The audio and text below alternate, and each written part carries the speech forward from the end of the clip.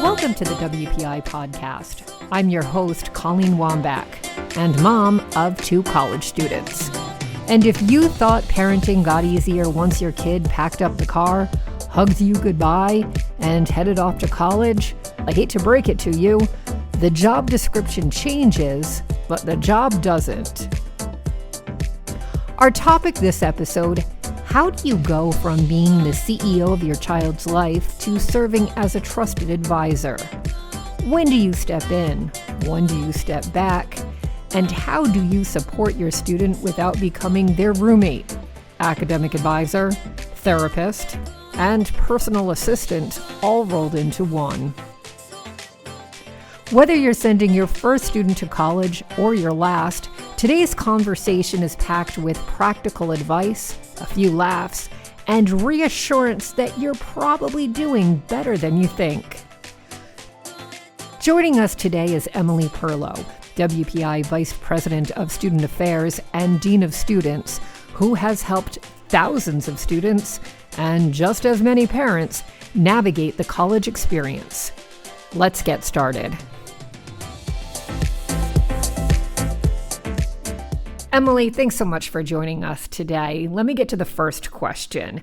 What's the biggest adjustment parents face when their child leaves for college?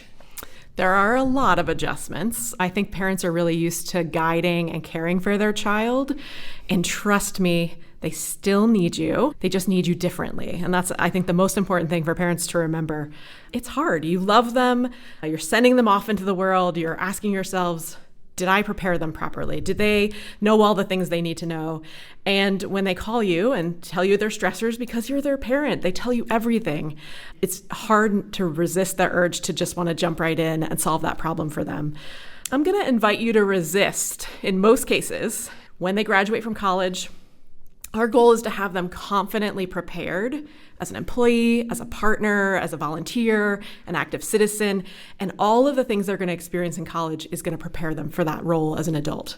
So every interaction, even when it doesn't go well or is frustrating or somewhat challenging, is helping them get there to become that adult that you aspire for them to be as a parent. And so when we intervene or we interrupt that learning, we might actually be delaying their growth in that process. And so college is a huge change. It's important for you to know. They might not tell you everything. They might not tell you what they did on Friday night. Though I'll say, I think this generation, they love their parents. They tend to talk to their parents about everything. So that might not be the case for you. They're used to coming and going on their own once they've been to college and they come back. So they're going to come back at Thanksgiving and want to be out till 2:00 in the morning. And that will be hard as a parent. So be prepared for that. You might not know where they are all the time. And Right. That can be stressful as a parent. Also, sometimes you have to ask them some different questions.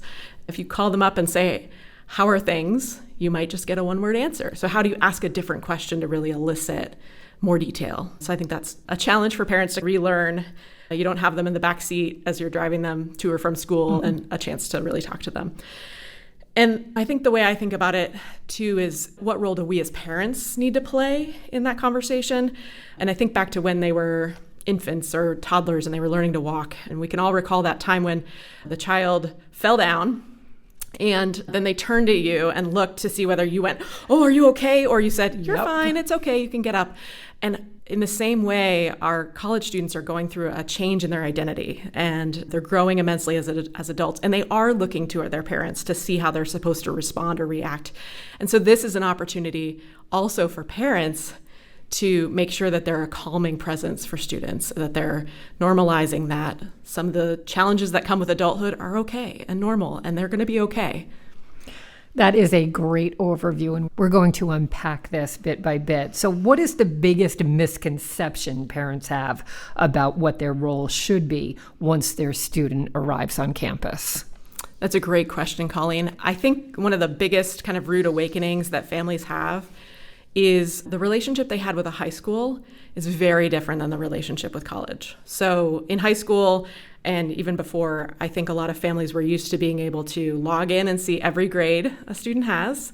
In some cases, maybe they could even see where the student was in the school at any given time.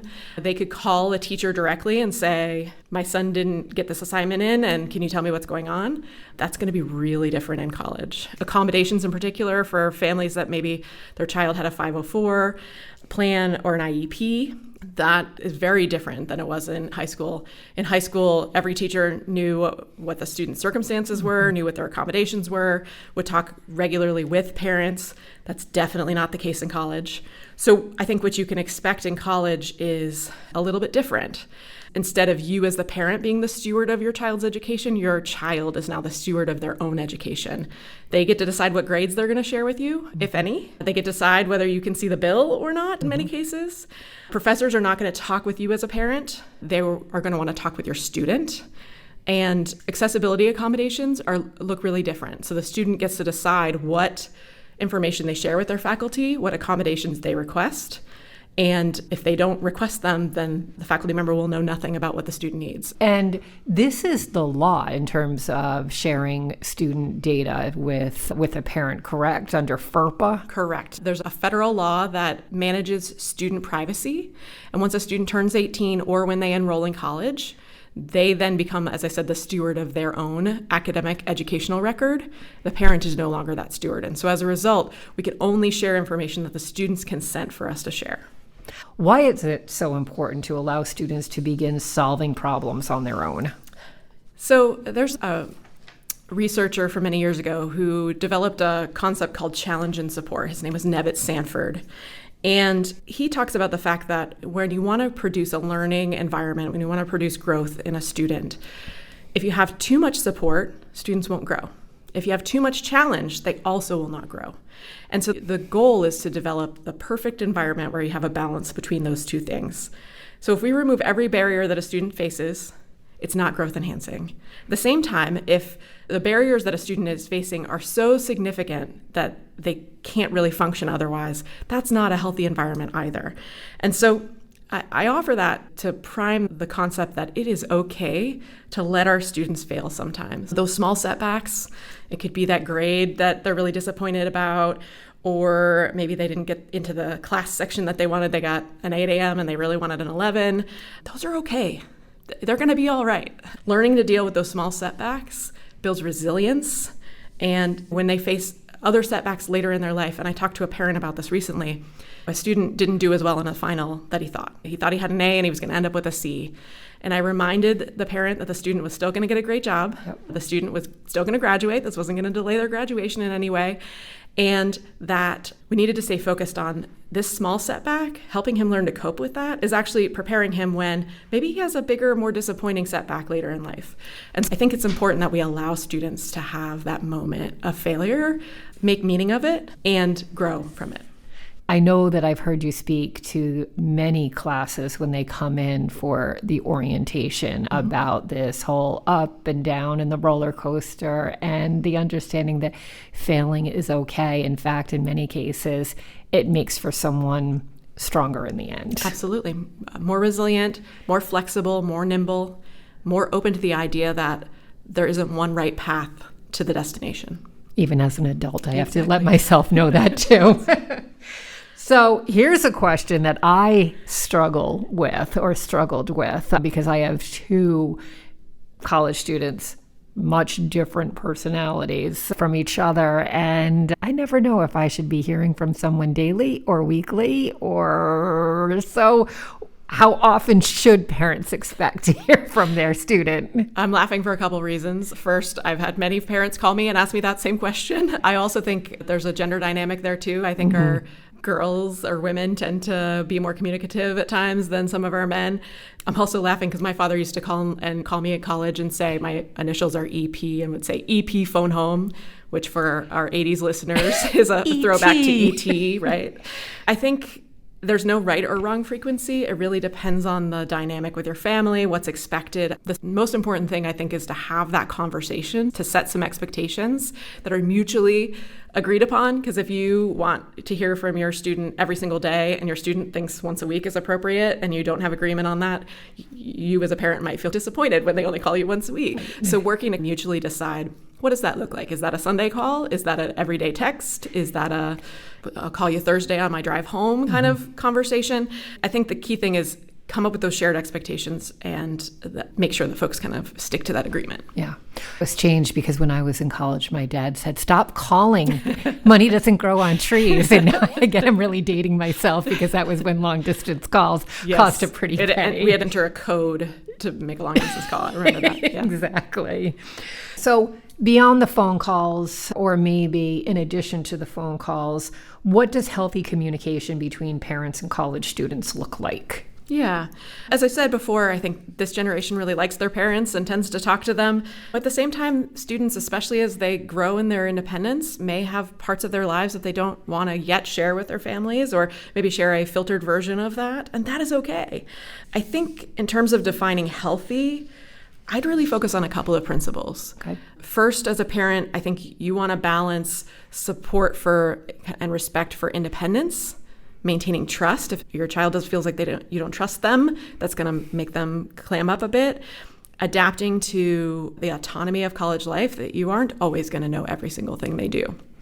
I think what's important is setting clear and mutual expectations, making sure you're focusing on connection and not control. Okay. So when you speak with your student, you really want to focus on the relationship, not did you do your homework. If they feel like you're trying to control them, they're going to resist against that. I think it's important to also just check on their well-being. This is a new environment, new relationships. They're navigating the world without you there physically in many cases. And so checking in on their emotional and mental well-being, I think, is always important. And then be open to discussing and listening without jumping to solutions. I think students might often call and tell you that they've had a terrible day and they don't want you to fix it. They just want you to listen. They want a sounding board. Exactly. And sometimes you can say, hey, do you want me to listen today, or would you like me to give you some solutions? Maybe that's a way to kind of set some understanding of what your child is asking for. And then I think it's important to stay informed, but also then respect their boundaries and their autonomy. It's not appropriate because they're frustrated with their roommate to text their roommate's mom. Let them work it out with their roommate. And I know this can be really hard to hear for some families, because I absolutely value that most families nowadays use Life 360 or some version of kind of tracking software to see where folks are. I check where my husband is sometimes on the Find My iPhone. If you are looking at that all the time, if you are checking where they are all the time, if you're having them tell you what they're eating for dinner, it's too much. So I'm going to encourage you to try to let them be independent adults. And that's for your own sanity as a parent too, because if you're constantly worried about where they are, you're making yourself stressed out too. You've taught them everything they need to know. They've got the skills. They're going to be okay.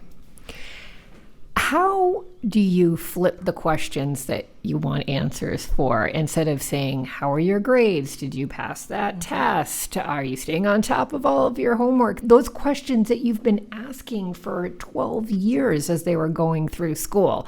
You can't ask those anymore. So what advice do you have for getting that information without being too intrusive? Absolutely. I think first and foremost, open-ended questions are always best. Not how was school? You're probably going to get a fine. Instead to say, hey, which one is your hardest class and what's your easiest class? Why is that? What do you think you could do to help support you in that class that seems really hard? Is anyone on your floor taking that class? I think you could ask some kind of questions from a place of curiosity as opposed to a place of management, which I think is the key difference. When it comes to homework, if, for example, if your child has historically put fun before homework, let's say, you might say, hey, how are you balancing that? I know you like to play video games and I know you got to get your homework done. So what are you doing to approach that? As opposed to, did you do your homework? Or no video games till you do your homework. They're either going to lie to you or they're going to avoid answering the question. Giving them the autonomy in those questions, I think, goes a lot better with students. Yeah, absolutely. So again, college is often the first time students are managing everything themselves.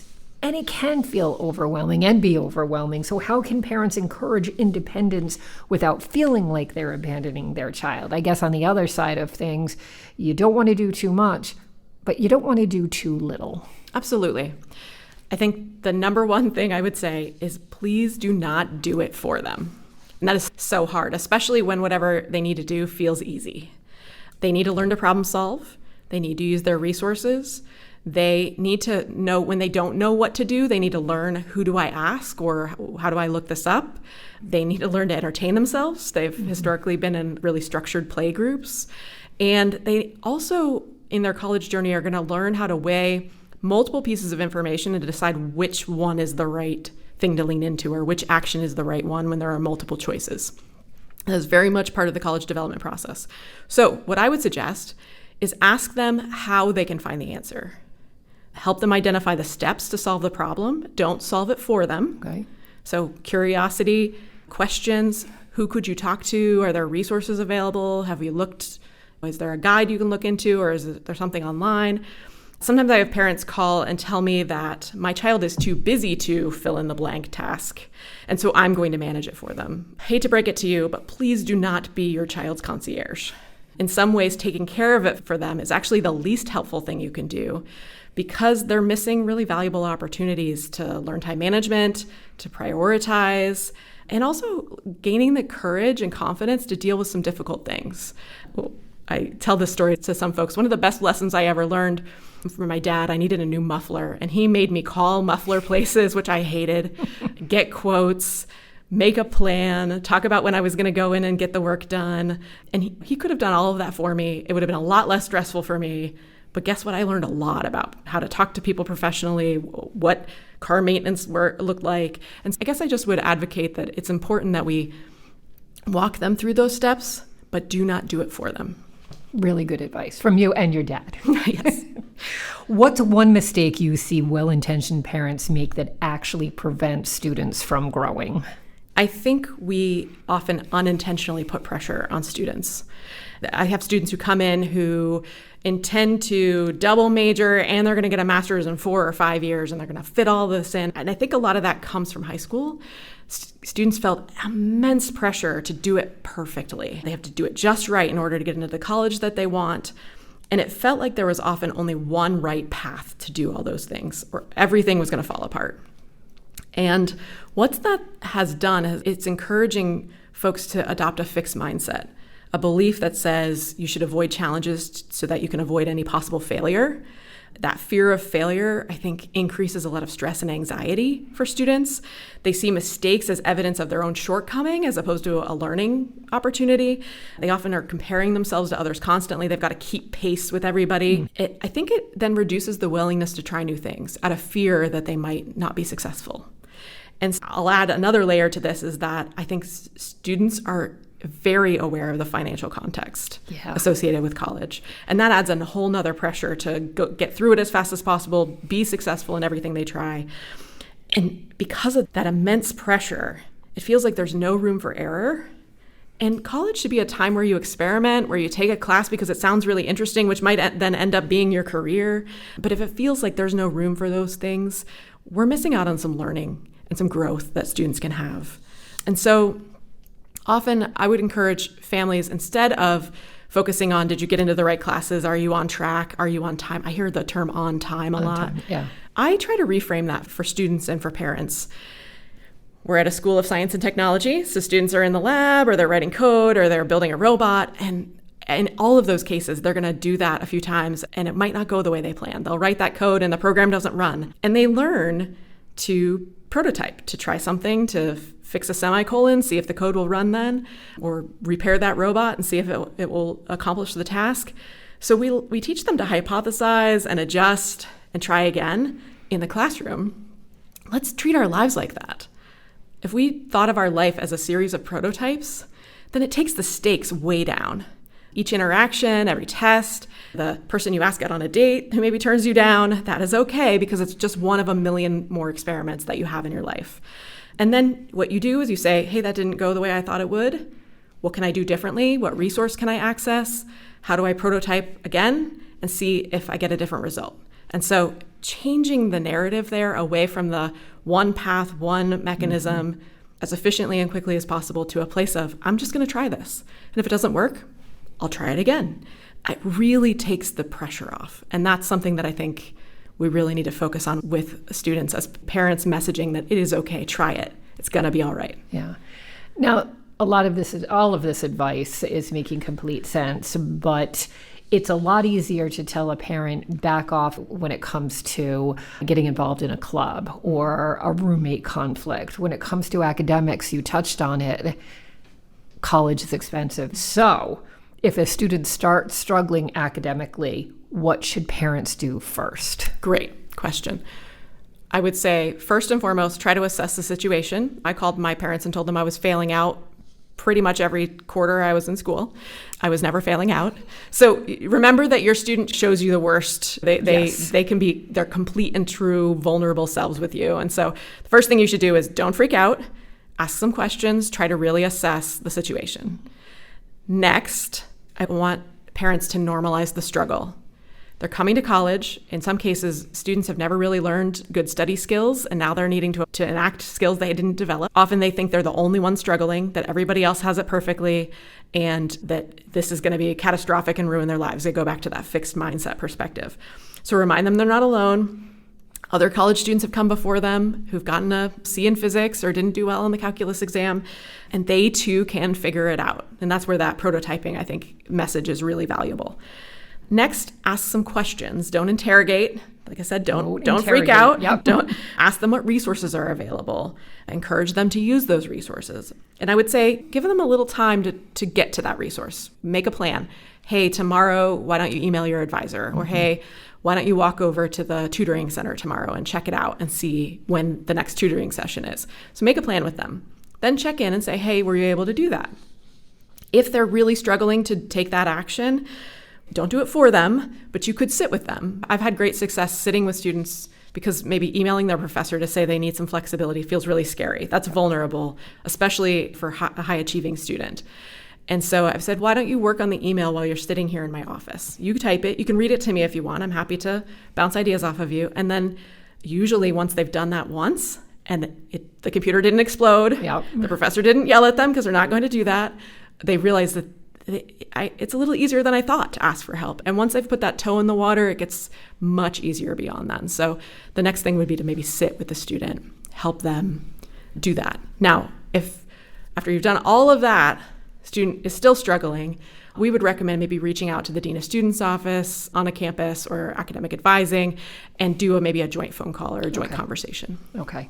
So there is something parents can do if the other list of things are just not working. Absolutely. Okay. We view parents here at WPI as partners. Sure. And so we want to work together to support student success. We like the student to be in the conversation, but we welcome parents being part of the conversation with us.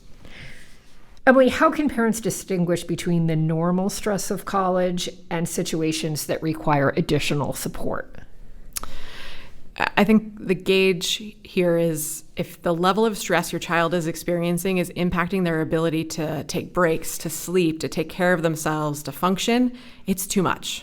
One way you can help is to try to reduce that pressure.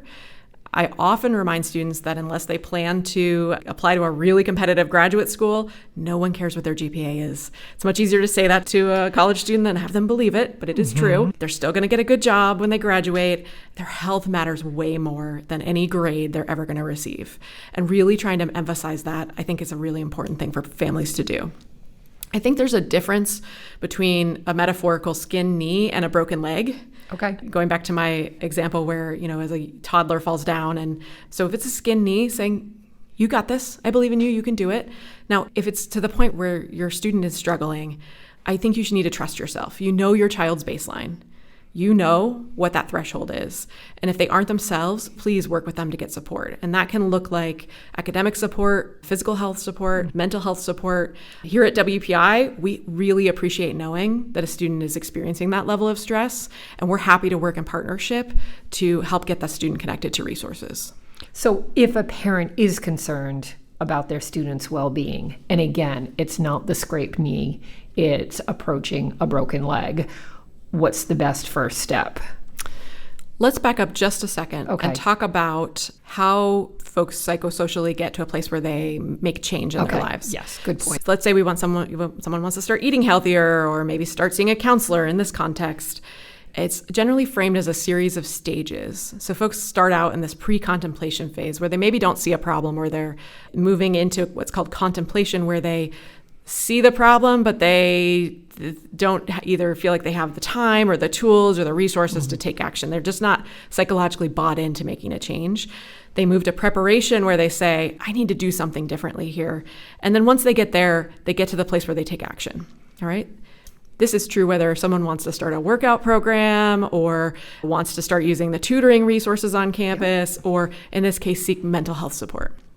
When someone is ready to take action, they are much more likely to follow through on ongoing care. All right. So it goes without saying that if you're concerned for your students' immediate well-being, sometimes you don't have time to work through these stages. Right. I'm going to name that. If you are concerned, you should be calling the police department at the school where your student is enrolled, and they will generally go and do a welfare check on that student. Yep. But let's say that we're not at that imminent threat level.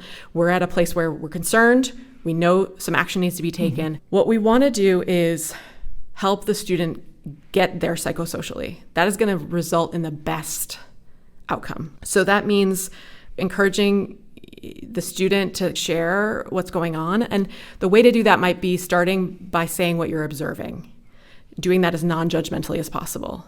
Hey, I'm observing that you've been sleeping a lot during the day. Can we talk about what's going on? Yep. That might be a way to say that. You want to try to move them from that place of, I don't have time to take action, I don't have time to see a counselor, I'm too stressed out, I'm too busy, to a place where they say, this is important, I need to prioritize me. And so I think acknowledging the current state, share what you're observing, and resist the urge to just fix it or diagnose it. I'll offer a caveat there, though. I have had great success when a student has opened up, told me what's going on, said that they're struggling, they're not sure what the solution is, or they feel there's barriers, to sometimes name, hey, it sounds like you might be depressed, or it sounds like you're feeling really anxious. I think in these kinds of situations, students actually really want to feel seen. They feel like they've been walking around the world and no one else is feeling the same way they are, that everybody else is fine, and that no one else sees them. And so sometimes naming that can really open the door to say, it sounds like maybe you need some more support. Let's talk about what that looks like. Yeah. Sense of community. That's what is going through my head right now. And I think most people hear that phrase and think sense of community, friends, like interests, but that sense of community extends exactly to what you're describing. I'm not alone in my feelings. I'm not alone in my reactions. Exactly. So, yeah, boy, that's powerful. Yeah, there's a researcher, Nancy Schlossberg, who talks about the idea of mattering. And mattering is, we talk about engagement as volunteering your time or being involved in things, but mattering is also feeling like people are counting on you and that they see you as a human. And so that this conversation, when you're concerned about someone, is about helping them feel seen. All right, Emily, we have learned a lot. Great advice. I'm going to ask you to buckle up. I have some rapid fire questions for you. One thing every parent should stop worrying about. Remember that everything you have taught them their entire life has prepared them for this college journey. You've done a good job, and lean into that. All right. One conversation every family should have before move-in day. I want you to talk about what a healthy relationship looks like, whether that's a roommate, a dating partner, a teammate on a group project. Helping your child understand what that looks like, I think, is critical to building those healthy relationships. One campus resource every student should use. Hands down, their academic or faculty advisor. They can be a phenomenal mentor, a coach, they can write recommendation letters, they can be an advocate if a student is facing a challenge. I think it's important to remember we work on a college campus as faculty and staff. We like college students. We want to get to know them, and we want them to know us. One habit that helps students succeed in college. Do not sacrifice sleep. We all have joked about the college all-nighter, but neuroscience says that does not help you learn. I firmly believe that a student can get through their full college experience going to bed at a reasonable hour, unless by choice, every single night. I love to get a good night's sleep. Fill in the blank. The best thing a parent can do for a college student is allow them their autonomy. I think it's important to be curious, but not intrusive, and gently nudge, but don't direct or do it for them. Okay. Final question. If you could leave parents with one piece of advice as they support their college student over the next 4, 5, 6 years, what would it be? You know what, Colleen, I was thinking about this recently. One of our commencement speakers this year, and I'm paraphrasing slightly, said, college isn't about becoming perfect, it's about becoming who you are. And I think that's one of the greatest parts of the college experience. Students are going to learn a ton in the classroom, but really the process of self-knowledge, figuring out who they are, trying new things, picking up a new hobby, forming relationships with people that they maybe didn't know, taking some risks, and maybe falling down a little bit, they're going to come out of that more capable, wiser, and ready for the world. I heard that speech. That resonated with me as well. So yeah, I'm glad you mentioned that. I'm glad you mentioned all of this. This is such good advice, again, for not just parents of incoming college students, but veterans like me that are still trying to figure it out. I know that we touched on a lot, maybe even just scratched the surface on some things, but it's a really good starting point, and thank you so much. Absolutely. Thanks for having me. This has been the WPI Podcast, a show that brings you up close and behind the scenes of what makes WPI so unique.